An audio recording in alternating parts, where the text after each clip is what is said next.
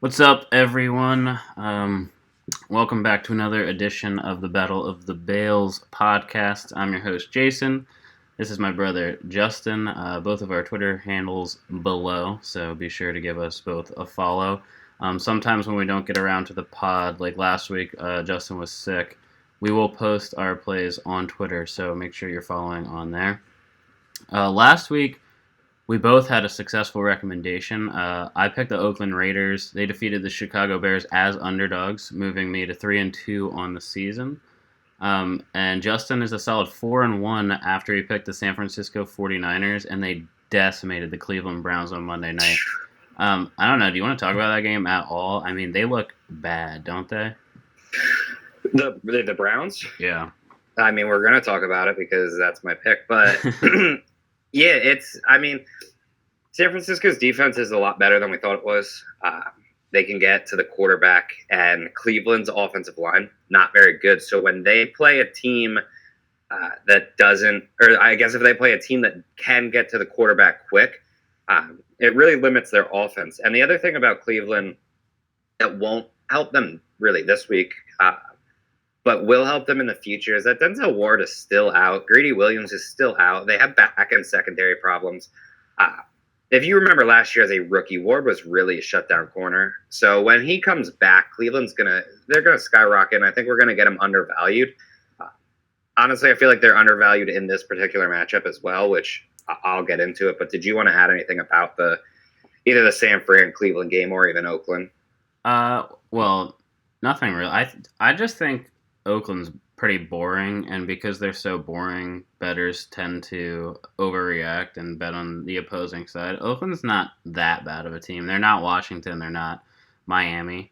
But about the 49ers, I didn't believe it beginning of the season. I thought the 49ers were a mediocre team.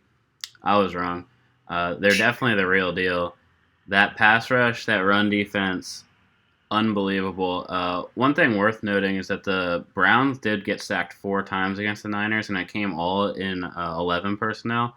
So maybe if they should probably start protecting Baker a little bit better, or not having so many receivers on the field at the same time. Even though they have Rashard Higgins is back this week. They have Callaway to get receptions too. They have Ratley. Then obviously they have OBJ and Landry.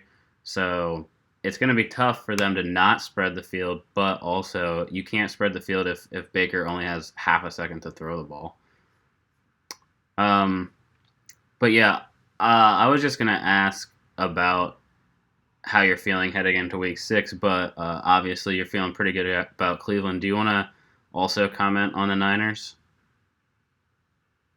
On the Niners, I mean, they're just good. I feel like that was kind of. I don't think the Niners are top end team.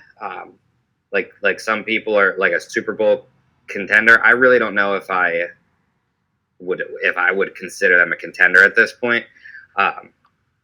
On Monday, they really showcased basically what their team's about, which is running the ball and getting to the quarterback, which is realistically, that was an ideal matchup. But if you look at the 49ers schedule this season, I mean, they beat the Bucks, they beat the Bengals, they beat the Steelers only by 4, who had Mason Rudolph at quarterback. I like Rudolph. And then they obviously decimated the Browns. So today we have the Rams against them, and this is a true test, whereas the 49ers have really beaten a bunch of very bad teams. Yeah, tell me about it. I have Matt Breida on my bench in my season-long league, and every week I'm like, nah, he's not going to do it again. Because I have other guys like Larry Fitzgerald to start over him, and it's a non-PPR because my friends are stupid. But every week I'm like, nah, forget it. Oh, and you get extra points for long runs or long reception touchdowns. As long as they're touchdowns, you get like 9 extra points if it's 80-plus yards. And, of course, on Monday, Breida did just that. Yeah. But, so, yeah, I guess you can just tout the Browns, and then I'll offer my recommendation for this week. Yeah, so the big thing for the Browns is their offensive line. It's not nearly as good as it was before. Baker Mayfield's getting virtually no time to throw the ball. When he gets it out quick, he's been very good this season. When he holds on to it, obviously he's struggled mightily. The one quick stat, because I'm writing for Browns Report now, and I was looking at Mayfield's numbers just like 2 days ago. He has a QBR over 100 one time this game, and that was in their win over Baltimore. And he either wasn't sacked or he was only sacked once, and in every other game he's been sacked 3 or more times.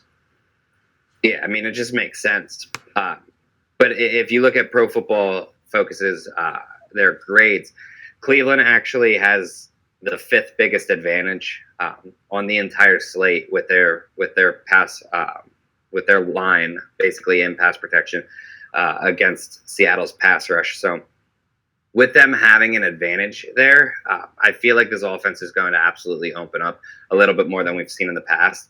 And then one of the big things on top of, I hate saying this, but this is a get right spot for Cleveland, whereas Seattle doesn't need it. And you can say what you want, but it was kind of the same deal when Philly traveled to Green Bay. And I know they got a little help from the refs, but that was a get right spot for Philly. They needed the win. Green Bay was undefeated. It didn't matter whatsoever for them.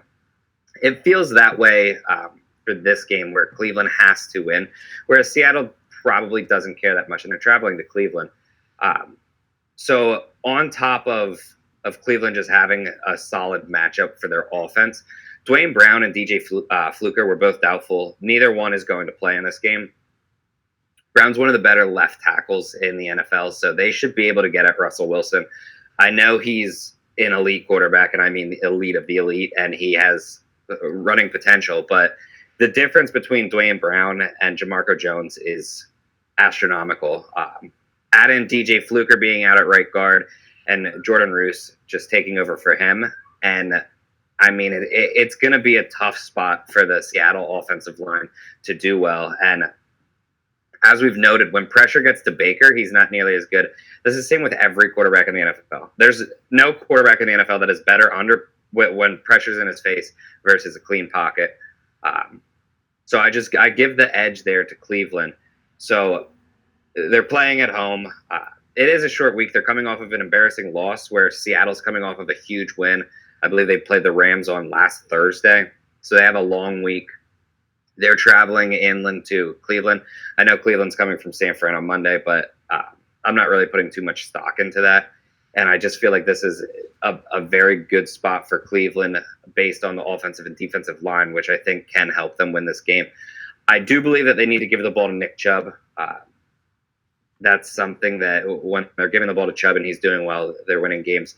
Obviously, a lot of the times, I know we get stats like when the running back has 20-plus carries, they win 83% of the time because they're running out the clock. Obviously, that's how it works. I mean, early and often, get the ball to Chubb, allow him to take over, allow Baker to throw when needed. And this is just a spot where Cleveland, as a +1 underdog at home, makes a whole lot of sense. Yeah, my only concern with Cleveland is their rush defense and the fact that Pete loves to run the ball, and they run the ball extremely well. But did you see what Freddie Kitchens, I guess what Jarvis said, and then what Kitchens responded to him? No, I didn't see that. Landry went to the media and said, we need to intentionally get OBJ the ball. And they asked Kitchens about it, and Kitchens said, we need to intentionally win a game. So, dude, I don't think Kitchens is. Everyone was super high on him as a coach, and me included. And he has looked bad as a head coach. Yeah, the play calling last week was atrocious. I'm hoping they pick it up and play better this week. I do like the Browns, so I hope they start to win some games. And I want that division to be fun towards the end when the Ravens ultimately do win it and go to the playoffs. But this week, I think there's one very obvious against the spread bet, and that's the Jacksonville Jaguars. They're only 3-point favorites right now against the Saints. I think they opened as only 1-point favorites against the Saints in Jacksonville on Alumni Weekend. I mean, don't put too much stock into that, but there's definitely going to be hype around the Jaguars this weekend with all their old players showing up. And I want to keep this analysis sort of short and sweet so everyone can get back to watching Christian McCaffrey break touchdown records. He scored twice already today. Um, so here goes. Teddy Bridgewater had a great performance last week. No denying that. But he relied heavily on Michael Thomas. And despite reports earlier in the week, Jalen Ramsey is going to play. And as long as he's on the field, I know people are like, oh, maybe he won't play as hard as he normally would. Jalen Ramsey cares whether he gets beat every play. Like it's like the one thing he cares about is whether he's shutting down receivers or not. So if he's on the field, he'll be playing hard, and he should probably shadow Thomas for a majority of the game. Thomas is obviously their best receiver. The only problem for the Jags is going to be containing Kamara out of the backfield. But if they can take Thomas out of the game, that's obviously a pivotal part of the Saints offense and a big part of why Teddy Bridgewater was successful last week.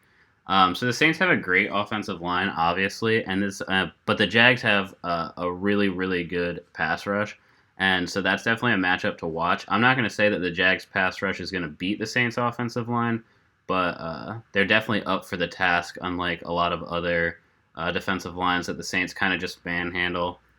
So the best way to beat the Jags is on the ground. I believe they're last in the league in yards per carry allowed at a little over 5. If they're not last, they're second last. And the Saints just struggle to keep the ball on the ground for some reason. Kamara could have 8 or 9 yards of carry, and they'll just throw the ball 50 times in that game. So I don't think they're really going to capitalize on that.